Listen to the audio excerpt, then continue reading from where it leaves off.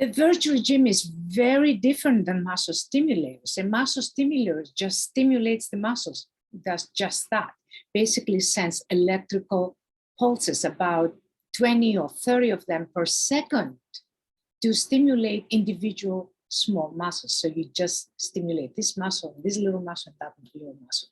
What the virtual gym does is sends a signal. That signal goes to the brain. The brain causes a full body contraction that involves all the big muscles, abdomen, arms, legs, chest. All those muscles are coordinated. And the contraction is a full muscle contraction, as it happens in regular exercise. But the virtual gym has about 256 exercises that you repeat 1,000 times in 1 hour.